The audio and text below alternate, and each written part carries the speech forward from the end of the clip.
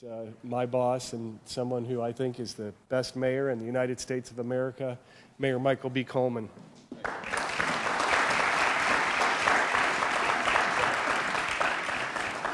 Thank you, Paul. It's interesting how employees say that. Thank you very much, Paul, for that very fine introduction, and welcome to the 14th. The 14th represents the 14th balanced budget I've proposed to City Council, and it is my pleasure to do so.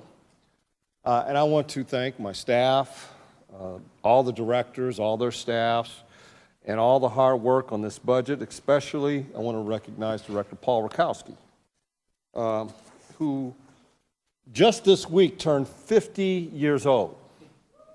How about that? He's already lost his hair. He looks the same way he did when he was 25 years old. So I want to thank the entire team of finance and management as well. I also want to extend my thanks to City Auditor Hugh Dorian, who's always been a great guide and mentor to me and all members of council. And I want to spend some special note to City Council for their partnership in what we do in the city to make it great. Special acknowledgement to Andy Ginther, who as president has done a marvelous job. I always kid him and say he's the best or the second best president ever in the city council history.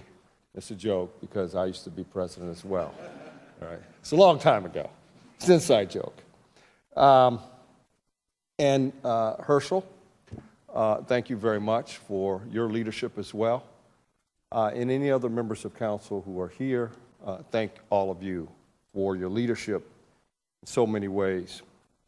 Today, the general operating fund budget is $796.7 million. Again, it's the 14th balanced budget I've presented to Columbus City Council. And it represents our ongoing investments and priorities and to make our city one of the best in the nation. And this budget increases our commitment to fiscal responsibility. Very important to us because what it does is it accelerates replenishing our rainy day fund. And I want to talk more about that.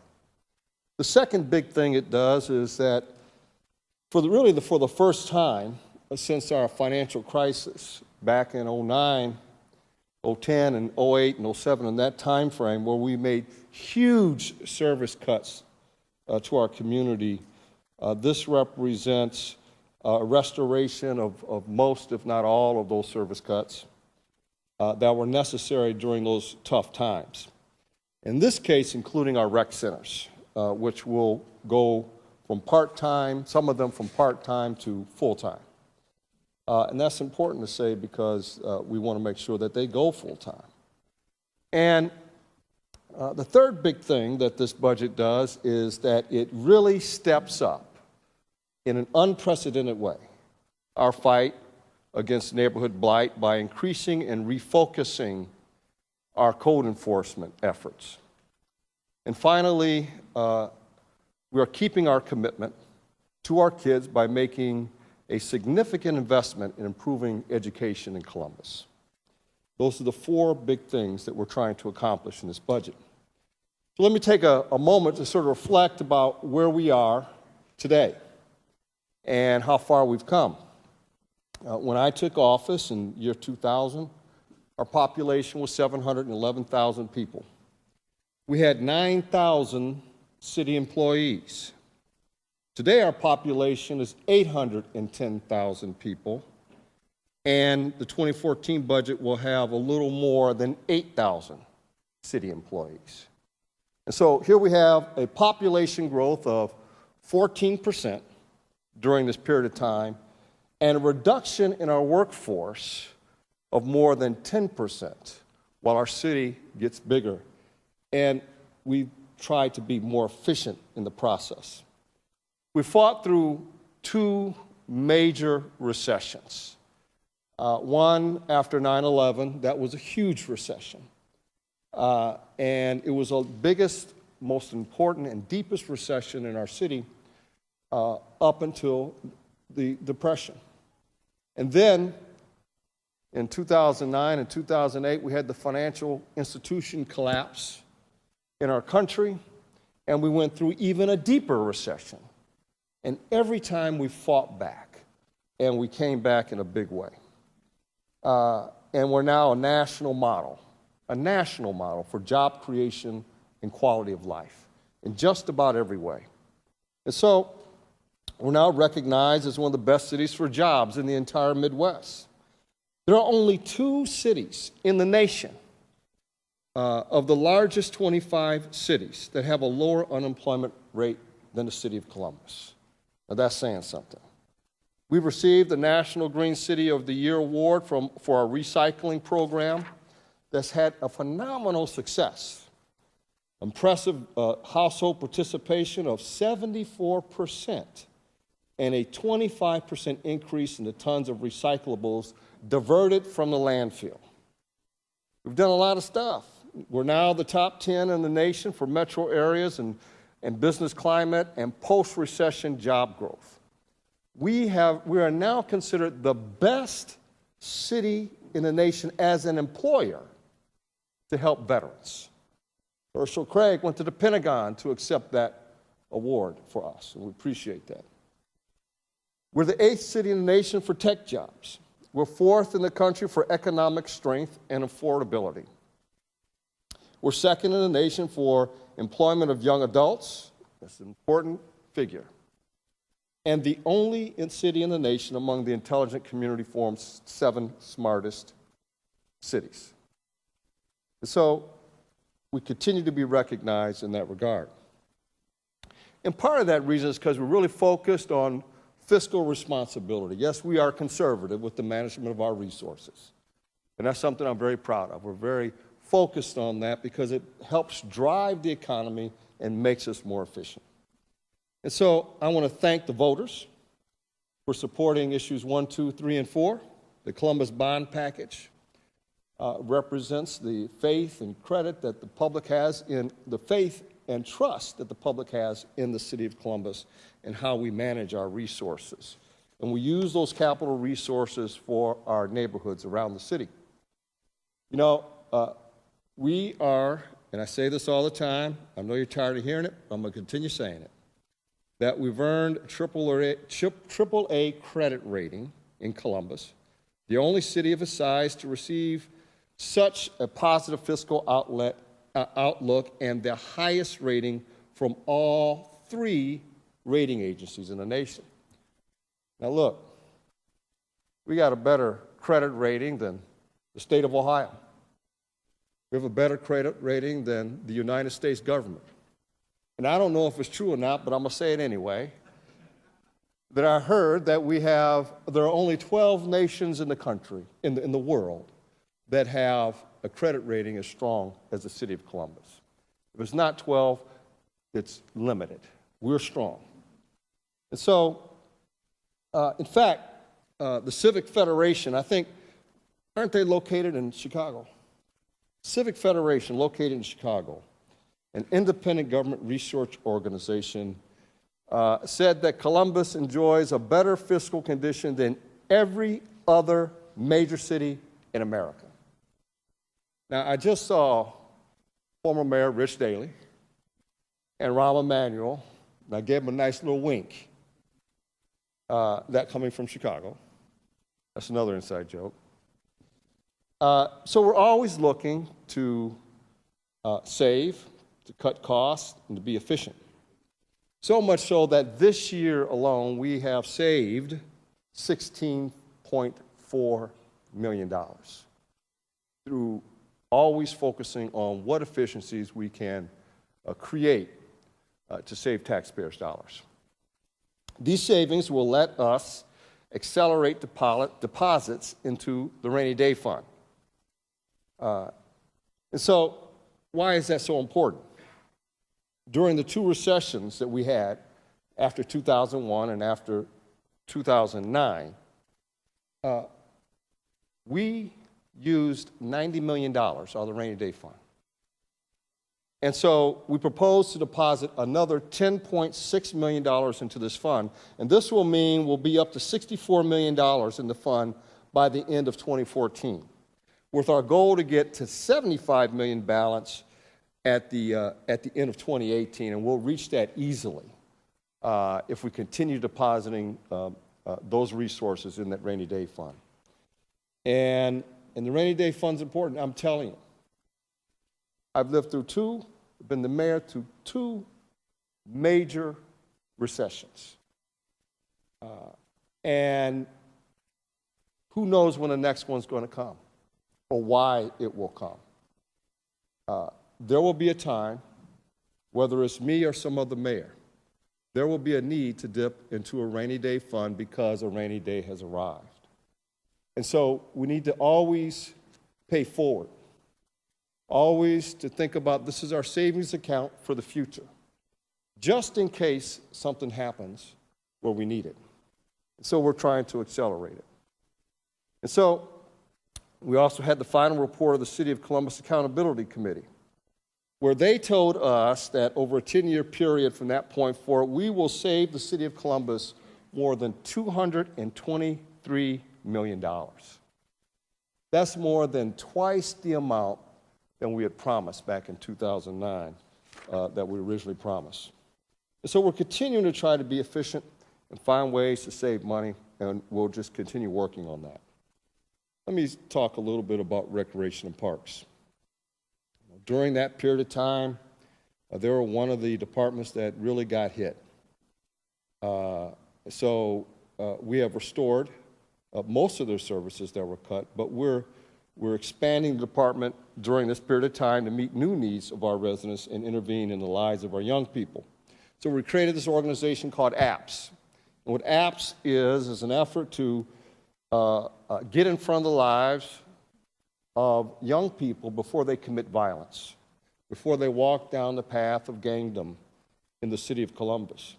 And so they've been focused on that. They've been working really well, and we're going to continue to fund APPS at the full level and help them keep our neighborhood safe by getting our young people focused from violence into more productive things. This year, we're also going to increase recreation and parks funding by $355,000 for maintenance operations to improve the upkeep and ensure the safety of our city parks. And so I'm proud to announce that starting in April that all of our neighborhood rec centers will be open full-time.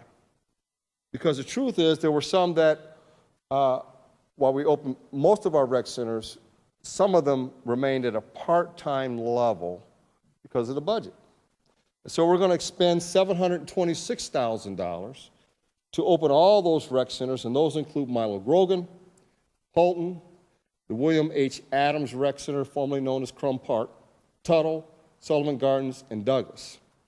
And so they'll go from 20 hours a week to full-time, and we're excited about that.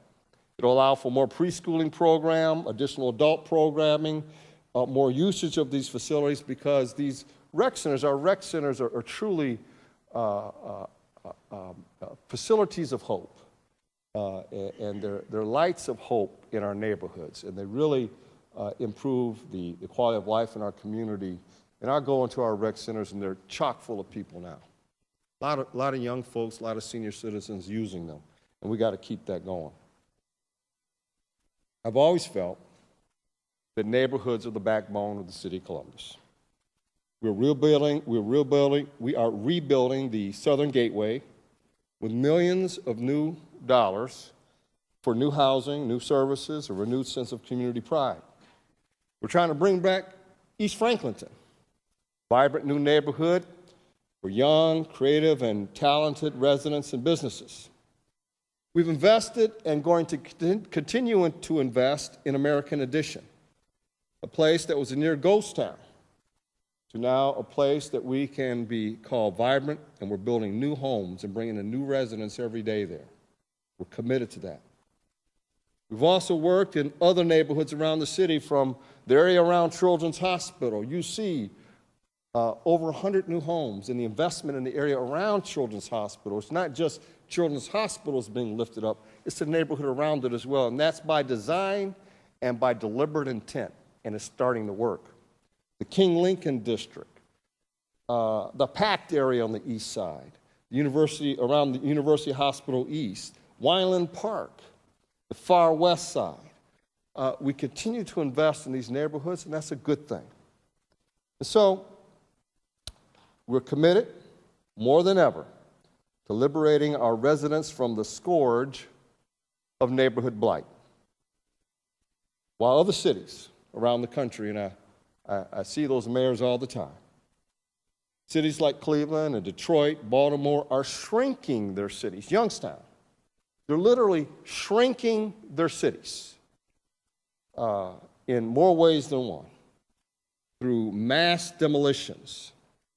We are trying to preserve our neighborhoods by taking down the houses that must be taken down, that must be demolished, while restoring the houses that we can, the homes that we can. So we started this initiative called VAP to demolish 900 of the worst vacant and abandoned properties in Columbus. We started this mow-to-own program where the lot next door, if a property owner takes care of it, they will receive it to take care of it and be part of their ownership of their own lot. And they have to continue to take care of it. We've cast a light on the worst property owners through listing them as the worst property owners in our city, and we're going to do it again this year. We're going to list the worst of the worst. We have 300 structures that have been demolished under the VAP program to date. 88 additional structures are in the demolition process. Another 508 parcels have been requested for expedited foreclosure through the county prosecutor. And in the past 6 years, we have renovated more than 300 homes, sold 155 structures to private buyers, and have invested their own money to renovate previously abandoned houses. So what are we going to do new here with this budget? This budget in 2014 would further enhance our code enforcement efforts, and we need to do that. It'll provide more tools, greater efficiency, and more personnel. This budget invests about $600,000 more to add 2 new teams of 4 code enforcement officers each. And these 8 new positions will constitute a new unit that will be proactive in addressing and in going in targeted areas where there have been experiences of greatest challenges. And they'll be in those areas, and they'll be proactive. So we're going to a more proactive and systematic approach to code enforcement through this budget as well. And so one of the things we're going to do is invest in technology to keep track of property owners of the offenders. Because we know that an owner with 5 neglected properties probably owns even more properties that aren't up to code. And so we're going to track them, and we're going to go after them in a more selective and targeted way. And I think that's important to do. And we'll also inspect all of those landlords' properties as well. And so there's also a need to change the law. The law needs to be changed. We need stiffer state penalties to deter and punish those that are harming our neighborhoods. And so we're going to work with the state and try to get those stiffer laws. We also need changes at the state level to pierce the veil of the limited liability companies that own these vacant and abandoned properties, that hide behind the veil of legality, and we try to get to them, and they live in France, they live in Florida, they live in Canada, they live in China, or they live down the street somewhere else in the city of Columbus. They hide behind the corporate veil, and it's hard to get to them. And so we need new state laws where we can hold those property owners individually responsible. So not only do we need to change state laws, we need to change local laws as well. And so we'll be proposing an increase in the city penalties for code violations from a third-degree misdemeanor, which translates to 60 days in jail, and a $500 fine, to a first-degree misdemeanor, which means 180 days in jail and a $1,000 fine. We're serious. We're very serious about this. And so we'll work on that legislation over the coming months. We'll work with City Council, the City Attorney's Office, but we got to hold these landlords more responsible because they fear they're going to jail. If they fear they're going to spend time with the county in a forced manner with new accommodations, without a jacuzzi, with barely running water, I think we'll find these landlords, these irresponsible landlords, be more focused and being more responsible if we can hold them with greater accountability and greater penalties. And so that's what we're doing in that regard. Let me talk a little bit about education. We've been very focused as a city for over a year about educational needs of our kids and the challenges of our schools. So earlier this year, President Andrew Ginther and myself commissioned the Columbus Education Commission, representing teachers and parents, business, civic, and faith leaders, who adopted a comprehensive reform package to reform our schools and change the way we educate our kids. And on November 5th, we asked the voters to approve a levy to help with some of those things. Well, of course, we know the levy was not successful, and we understand why. Among the reasons is the district has not yet earned the trust of this community. I get it. But while the failure of the levy is a reality, the failure of our kids is not an option. We have 33,000 children living in Columbus City School District attending D or F schools.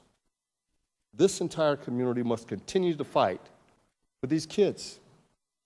So the worst thing we could do as a community would be to interpret this levy's failure as an endorsement of the status quo or as an excuse to disengage ourselves from education as a community issue. Rather, I think, we must energize our community to be education innovators, making Columbus one of the best places in the nation to get a quality education in the city. We must aim to be great. Any lesser aspiration sells our community short. We will continue to partner with Dr. Good and the Columbus Board of Education to work on academic, administrative, financial challenges in order to restore the trust in the community that needs to be earned. We must implement those reforms and improvements that do not require new resources while prioritizing those that do. To keep our commitment to kids, this budget makes an unprecedented investment in their education.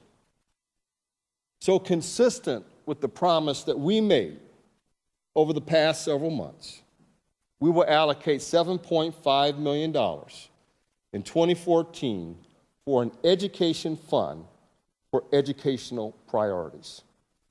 We will, however, take time to identify the areas of greatest academic impact for our children and ensure that real progress toward reform is achieved. With this investment, we intend to leverage additional dollars from the private sector, from foundations, from the federal and state and local governments, and the district itself.